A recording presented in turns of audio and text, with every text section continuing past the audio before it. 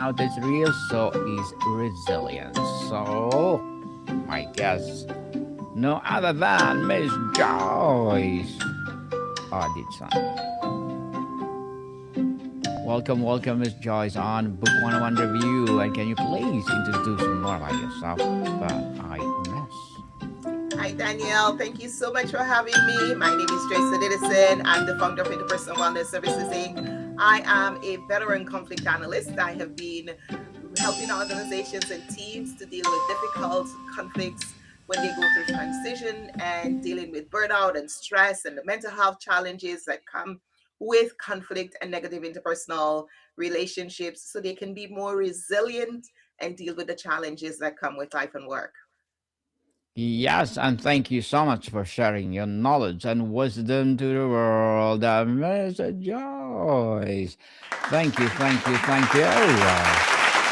let's talk about why burnout keeps rising despite record wellness spending. So tell us, we are in an era of unprecedented corporate wellness spending, from mindfulness apps to wellness, yet burnout metrics keep climbing. What is the fundamental flaw in our most organizations are approaching this problem, Miss Joyce? Many organizations, when there is a conflict, they focus just on the two parties in conflict.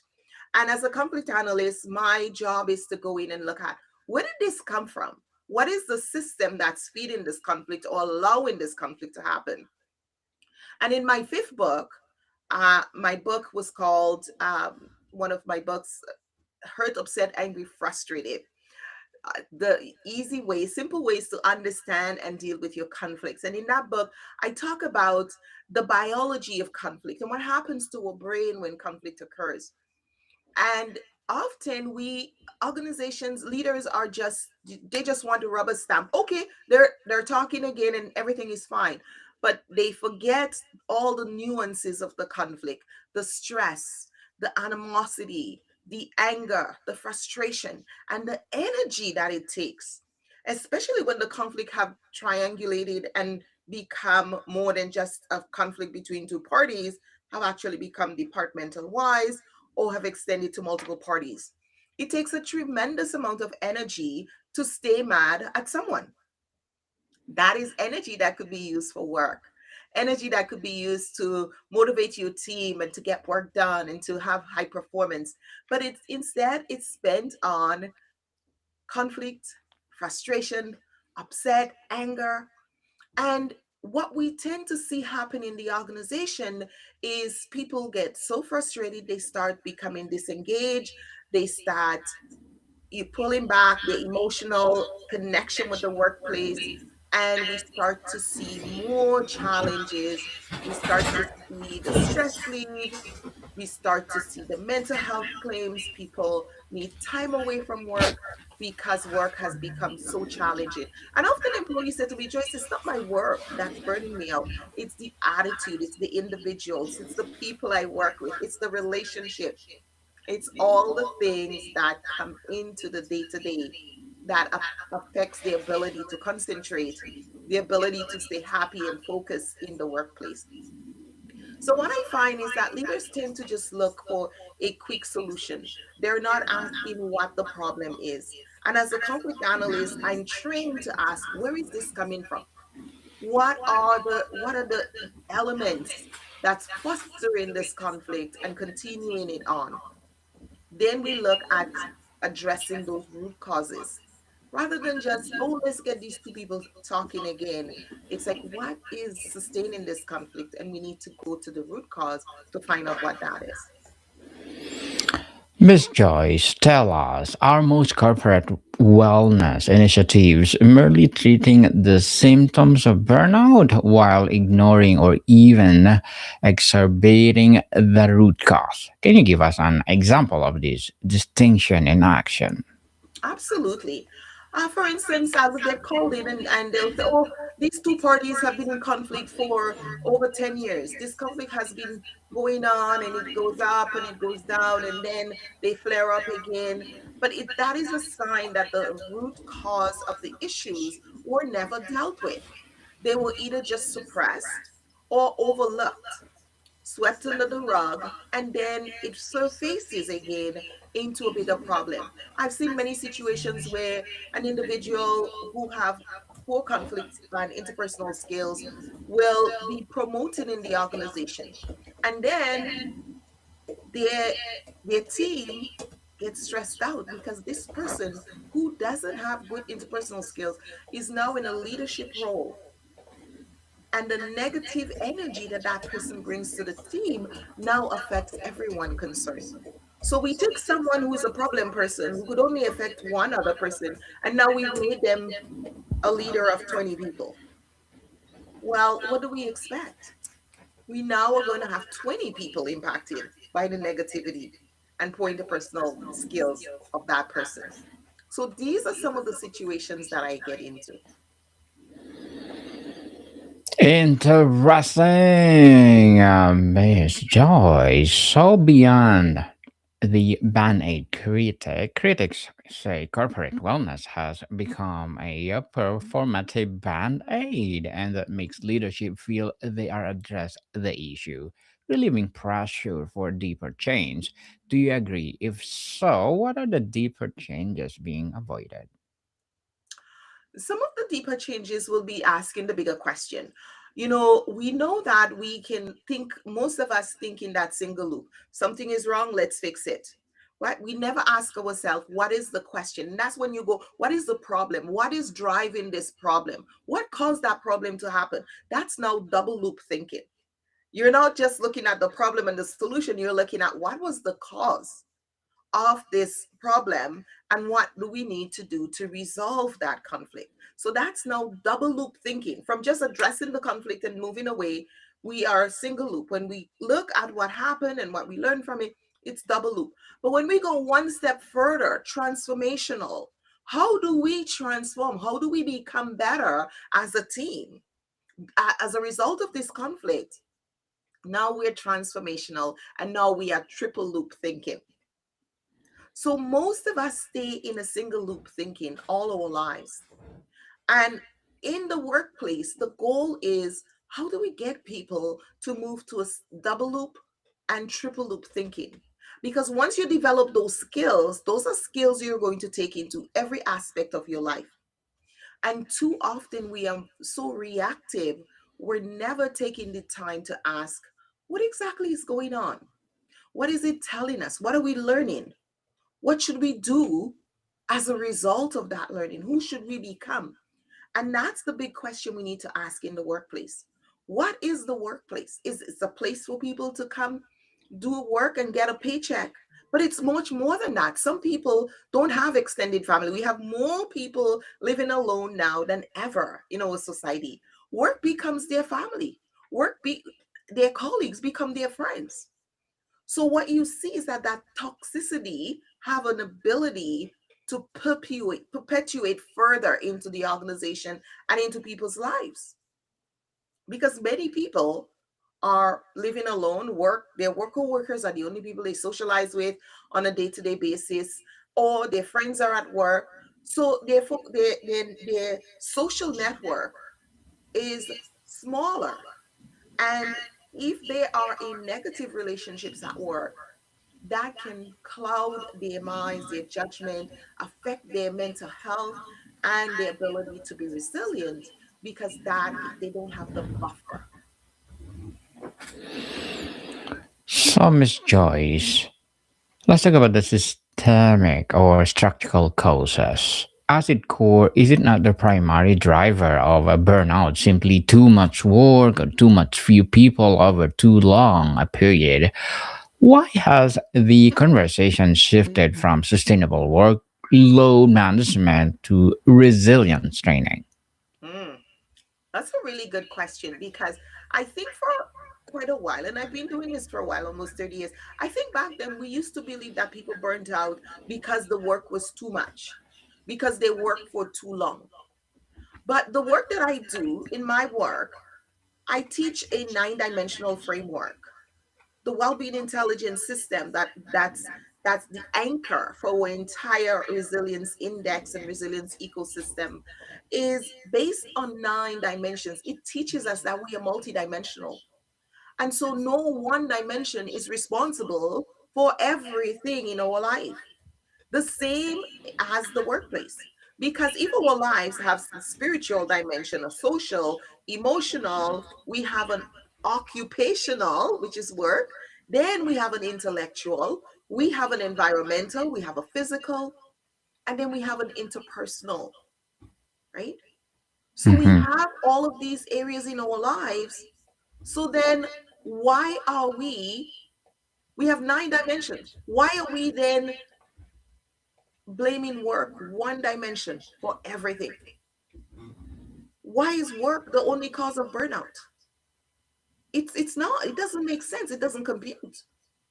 Work might be the final straw. It might be that last thing that pushes you into burnout. But if you are spiritually well, you're socially well, you're emotionally well, you're occupationally well, intellectually, environmentally, financially, physically, and interpersonally, you are doing well in your life. Let's even take one out and say, okay, maybe you're doing well in 8 dimensions, but work, which is the occupational, is the area where you're not doing well. Is it enough to burn you out? No, because it's a system. Our life is a system, and when we buckle in one area, there's another area, right, that will boost us and hold us up, just like any system.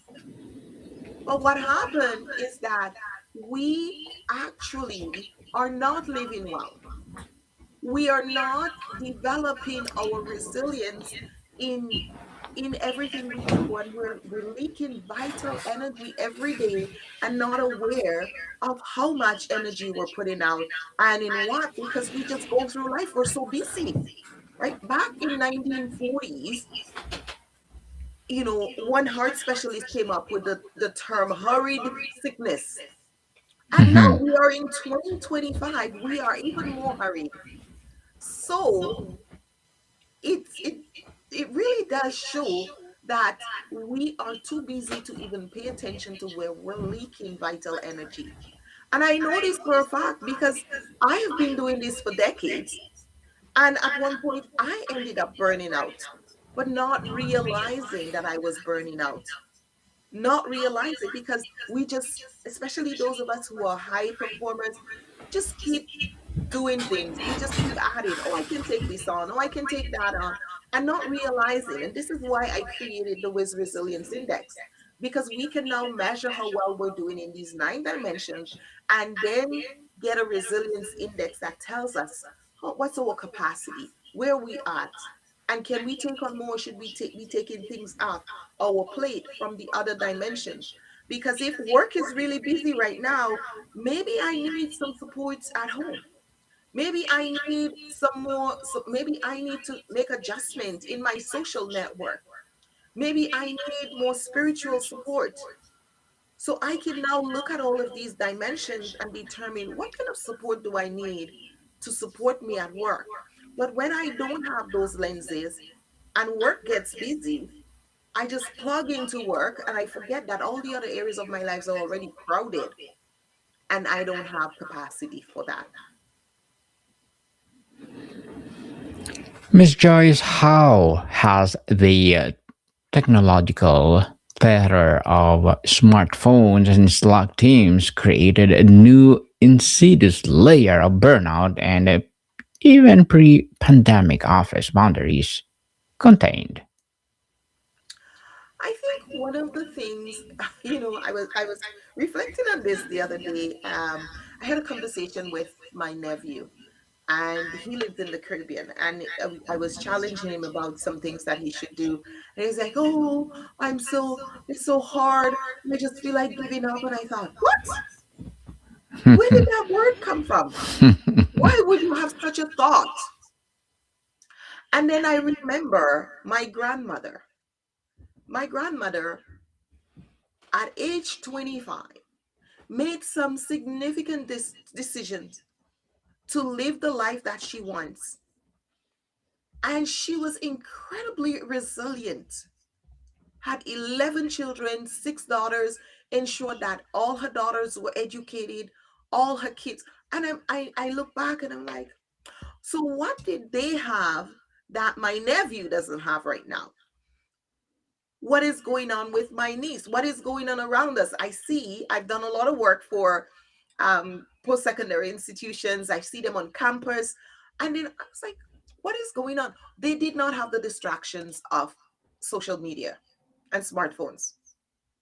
That is one layer that, though they simplify certain things and make it easier for us to stay connected, they actually do cause us some social issues because we have more people to compare ourselves with. And we all know that we're very good at telling ourselves negative things.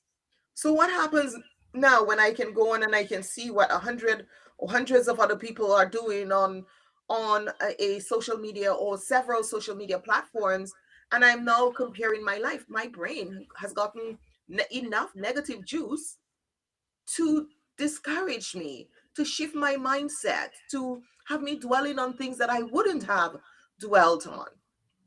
So, though technology has brought advances and given us more opportunities, there is certainly a lot more distractions. And the challenge is, many of us are not educated on how to use these tools. We forget that you have a phone and the phone is meant for you to use it when you need it, not for when anybody who happens to have your number or connect with you on a social platform pings you, right? We can turn off all of these notifications. Our apps don't have to notify us. They can be there for when we go on. And there is a book I read, and I just can't remember the name now. And as I talk to that, as we're speaking on this particular topic, the author talks about programming. And he said there should be a course in high school for all of us to understand what programming means. The programming, even now that we have AI, we should look at understand programming because programs is what allows our phones to run, our AI to work, and we have to look at the programming. Right now, I'm looking. I when I use ChatGPT and I ask it a question, I'm looking at it, and it refers to itself as I. Oh, the user is asking for such and such and such. I need to do this, and I need to respond this way. And I'm like, this is a machine. And I think those we've almost lost our sense of tools that are here to support us, and we start to see them as humans, and we forget that we have a higher level of capacity and we should be making decisions and not be drawn in and pulled into whatever it's AI or social media or any of these platforms and algorithms that are designed to hold our attention. We supposed to have the higher functions, and we're supposed to determine how much time and energy we give to these platforms so we can maintain that control, manage our energy, and be more resilient. Because what happens when we're pulled here, there, and everywhere, we become weaker, mentally weaker. We're not as agile in our thinking and our ability to make decisions. And one of the things I talk about is resilience decision making, because it's so important for us to recognize that when we start making decisions, a lot of people are making decisions that are detrimental. My daughter always says, oh, people make career limiting decisions. I said, yes, because they're not thinking clearly. And that's because we're so stretched. And that's where resilience comes in. Miss Joyce, as advocating burnout as well as resilience, what are your short-term and long-term goals? Pardon me? What are your short-term and long-term goals? My short term and long term goals. Well, long term, continue to teach and create more awareness about resilience and well being and burnout, because I think this is a topic that has been watered down. And I think there's a lot of confusion as to what really is resilience. It has always been abstract. It's just when we see somebody and they get into trouble, or they've had a hardship in their life and they can't recover, I'm like, oh, that person is just not resilient. And we tend not to understand what that means. Resilience is not something you find when you're down. It's something you can build every day. It's a currency. And so I talk about the currency of resilience and the ability to start building, measuring, mapping resilience so you can store and have the resilience muscle. So when you need it, you can pull on it. You have that bank account. You have that resilience bank account. That's why we go to the gym, to build our muscles so we can be strong, so that our core is strong, so we can sit up, so we can walk. And it's the same with resilience. We need to look at everything in our life as the ability to build resilience or to take away from our resilience. And my goal is to teach more about that, create more conversation, challenge the thinking on resilience. And as we go into 2026, I'm excited to have more of these conversations, see more opportunities to share and talk and create new ideas and challenge our thinking so that we become more self-led and more resilient society, because I truly believe that we are in a resilience deficit. It's a global resilience deficit. We see the mass shooting, we see the anger, the road rage, we see more suicide, we see more drug dependence, and because people, they can't manage on their own. And we have so much more addiction. We see so many more challenges. We're lacking resilience in schools, campuses, workplaces, in our own lives, in our marriages, in our relationships. And so I'm very excited about having this conversation and continuing to talk and teach as we go into the next season. Good luck to your goals, Miss Joyce, and looking forward for more success. And what will be your piece of advice for those people out there want to be like you? Oh, well, who wants to be like me? I say, look for something in life that makes you concerned, something that you see that is an issue, that somewhere where there is a gap, an opportunity for you to be a leader or to help transform. Because we have so many issues in our society. There are no shortage of issues in our society. Pick an issue, pick a topic, and become an expert. Learn about it. We also have a certification program where we teach leaders and professionals to become certified resilience experts, because I believe this is going to be so needed as we move into the next decade, as we lose more of our ability to think, as we become more dependent on machines and less able to think critically and make good decisions. We're going to need more people to teach us resilient thinking, resilient lifestyle, and help us to become human again, because we're losing our humanity. We have not invested in our mental and social well-being, and we're starting to see pay the price. Yes, pay the price. And thank you for that advice, Miss Joyce. And can you please recommend a book of books that influence your journey? Oh wow, there are so many books. One book, certainly I wrote. I'll recommend two books. Can I do that? Yes, definitely. Okay, so I'm gonna recommend one of my books. I spoke about Hurt, Upset, Angry, Frustrated before, but when I wrote my seventh book, it was a surprise. I was doing a project, and all of a sudden, I was doing a project, and I started creating a outline, and then it became a book. So this book is called A Marriage That Thrive. It's helping couples to bring resilience into their relationship.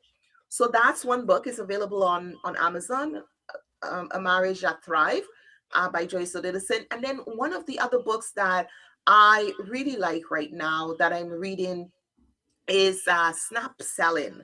I'm really enjoying that book. It talks about how we are selling our services and how we should see others when we work with them, and when we are interacting with them, that selling is not, is really a relational process, and bringing that back. So that's one of the ones that I'm reading now in my book, Thrive. I'm also just finished Ashley Kirkley's book on Ashley Kirkland's book on, what's a book? Um, oh yes. So her book is Pitch Your Way to Cash, which is another book that I really enjoy. As I work as a professional, I'm always looking for great books that build up and grow, and of course, continuing to read and grow. Thank you for that recommended books, Miss Joyce. Thank you, Mhm. thank you, thank you. And have you seen an organization successfully bend on burnout curve? What they do differently that move beyond the standard wellness playbook? So I think as organizations think about workplace wellness, they need to look at workplace wellness as not something to have in the corner. The whole idea of workplace wellness seemed to have started with a committee or a group of people over here doing a project. But what I've noticed with workplace wellness, it's no longer something to have over there that people should go and take. It should be intertwined in the organization. It shouldn't be something that, oh, if I don't sign up, I don't get a benefit. It should be part of the culture. And when we help organizations to develop resilience ecosystem, part of that is looking at the whole concepts of well-being and resilience and how important it is and underlays in every aspect of the organization. For your leadership, from your frontline staff to your executive, it makes a difference. It determines whether you meet your bottom line, whether you meet your Q1 goals or not. And that is critically important. Miss Joyce, before we wrap up our discussion for today, I'm inviting you to please don't listen to my other podcast, people. My other podcast, because my abstract essay is already in fifth season, abstract poetry in second season, and my book 101 review in fifth season too, comedy 101 in its third season, food 101 in sixth season, geography 101, love letters, movie 101 review, music 101 fourth season, and Science 101, Sex 101, and it's second season of my baby podcast, Mental Health 101, Law 101, Bible Verses 101, Motivation 101, and Entrepreneurship 101. Please listen to them wherever you listen your Yeah. podcast. So, Miss Joyce, if you had to advise a CEO to make one bold, non negotiable change to truly address rising burnout, even it is scared the board, what would it be the change? I think the change comes from being integral, having a sense of integrity, and recognizing that as a leader, you have to make decisions that is going to be transformational. And in order for you to do so, you fear is not something to hold you back. The question to ask is what we're doing right now giving us the results that we need? And if the answer is no, if your people are burning out, if there are toxic conflicts, if you have situations where underperformance is happening, where bullying and harassment is happening, where you're losing your good people, where your mental health claims are skyrocketing, then as a leader, it's time to do something, because nobody is going to come and do it for you. You have to do it yourself. You have to step up and say, what we're doing is not working. It's time for a change. And I've had many leaders telling me, wow, I didn't think this would work. But humans are incredible, and we're great at resilience. We're incredibly resilient. When we get the right team, when we get the right support, people excel. And I've been in so many situations where we've gone in and the leader is saying, Joyce, I don't know if we'll ever be able to get back on online, and things will ever work again. I think this team is, and in a matter of 6 weeks, people are talking to each other. People are moving back into the workplace, engaging. People are ready to make changes. They've adopted a new charter. They're ready to work with their leader and recommit. And they look at me and say, and I've had leaders look at me and say, wow, I didn't expect this.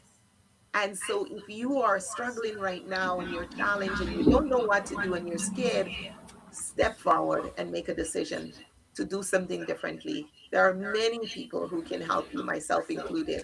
Let's have a conversation. Yes. People, let's support Miss Joyce Edison or Edison because, well, if you support her, pursue burnout and resilience. Thank you, so, Miss Joyce, thank you so much for sharing your knowledge and wisdom to the world. So, can you please invite our listeners to support your advocacy, your business, or whatever projects that you're doing right now? Well, one of the projects that we're working on right now, we've launched the Resilience Index where people can measure, map, and build resilience. It's a SaaS tool where you can go in, measure how well you're doing in all 9 dimensions, and be able to identify. And what we're doing is helping leaders to get their team resilience measured and mapped so they can build a currency of resilience to meet their quarter 1 goals. Because too many leaders are telling me, oh, I'm scared we're not going to meet those goals. We're not going to meet those numbers. And that takes resilience. It's not hard work. It's not working harder that builds resilience. Is working smarter and building up the core areas. And once we start building up those currencies of resilience, we have success. We have success indeed. And people, let's support Miss Joyce Odidison because if you support her, for sure, more and more empowering advocacy like this to come. So, Miss Joyce, thank you so much for your time. Daniel, thank you for having me. It's been a pleasure. Likewise, more to come, people. See you soon. Yes, people can see me at interpersonwellness.com.